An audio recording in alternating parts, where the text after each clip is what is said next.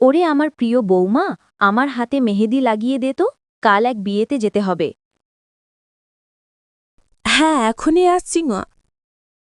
মায়া শাশুড়ির হাতে খুব সুন্দর মেহেন্দি লাগিয়ে দিল। আহ, আমি তো ধন্য এমন সুশীলা বৌমা পেয়ে। আমিও তো ধন্য এমন আদরের শাশুড়ি পেয়ে। দুজনেই হাসছিল। পাশের বাড়ির কমলা এই দৃশ্য দেখে চুপচাপ শুনতে লাগল। আর তারপর সে মুখ বাঁকিয়ে বলল, বড় এসেছে সুশীলা বউ আর ভালো শাশুড়ি। সব নাটক, একদম নাটক। কমলা ছিল একটু ঈর্ষান্বিত প্রকৃতির মহিলা। তার নিজের বৌমার সঙ্গে মোটেই বনিবনা ছিল না। তাই মায়া আর তার শাশুড়িমার মিল দেখে সে ভিতরে ভিতরে জ্বলে যেত। পরের দিন সকালে কমলা সুষমার সঙ্গে দেখা করে বলল, সুষমা বোন, আজ সন্ধ্যায় মন্দিরে কীর্তনের প্রোগ্রাম আছে, তুমি আসবে তো? এই সুযোগে নিজের বৌমার হাত থেকে একটু রেহাই তো মিলবে। সুষমা হাসতে হাসতে বলল, কমলা, কেমন কথা বলছো? আমি তো মায়াকে সঙ্গেই নিয়ে যাব, ও তো কত সুন্দর ভজন গায়। কমলা ঠোঁট বাঁকিয়ে বলল, মোটামুটি গায়ও বটে। সুষমা বলল, আমি তো প্রতিদিন সন্ধ্যায় ওর গান শুনে তবেই ঘুমোতে যাই।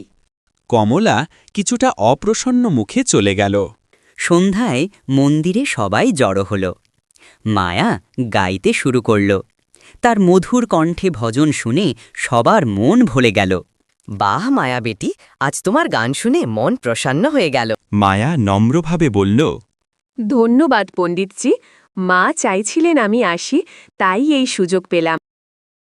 সুষমা, তুমি তো সত্যিই ধন্য, এমন সুন্দর বৌমা পেয়েছ। সুষমা হাসলেন। সত্যিই তাই। দূর থেকে কমলা সব কিছু শুনছিল। তার ঈর্ষা আরও বেড়ে গেল। সে মনে মনে বলল, এদের এই ভালোবাসার নাটক আমি এবার ফাঁস করব। ও মায়া, মায়া, হে পিসিমণি, বলো। এইদিকে আয়, কিছু কথা বলতে হবে। ঠিক আছে পিসিমণি, আসছি। বলে মায়া কাছে গেল। শোন, আজ সকালে সুষমা মন্দিরে বলছিল তার কপাল পুড়েছে যে তোর মতো বউ পেয়েছে। মায়া অবাক হয়ে বলল, আচ্ছা পিসিমণি, হয়তো রাগের মাথায় কিছু বলে ফেলেছে। আমি জানি মাজি আমাকে কত ভালোবাসেন। কমলা বলল, না রে, ও একদম মন থেকে বলেছে, আর তোকে নিয়ে ও নাকি সবাইকে হাসায়। এই কথা শুনে মায়া চুপ হয়ে গেল। মনে কষ্ট পেল, কিন্তু কিছু বলল না।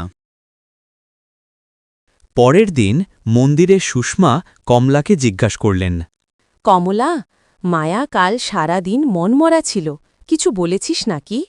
না রে না, আমি কিছু বলিনি, তবে শুনেছি ও রাগ করেছে তোর ওপর। সুষমা এবার বুঝে গেলেন আসল ব্যাপারটা। তিনি চুপি চুপি বাড়ি ফিরে এলেন। বাড়িতে এসে মায়াকে কাছে ডেকে বললেন, বৌমা, তোকে কেউ কিছু উল্টোপাল্টা বলেছে নাকি? মায়া চোখ নামিয়ে বলল, না মাজি, আমি কারো কথায় মন খারাপ করিনি, কিন্তু যদি আপনি সত্যি আমার উপর রাগ করেন, আমি ক্ষমা চাই। সুষমা তখন সব বুঝে চোখে জল নিয়ে বললেন, বৌমা, আমি তোকে কখনো খারাপ ভাবিনি, বরং তোকে মেয়ের মতো ভালোবাসি। কেউ যদি আমাদের মধ্যে দূরত্ব আনতে চায়, সে কোনোদিনও সফল হবে না।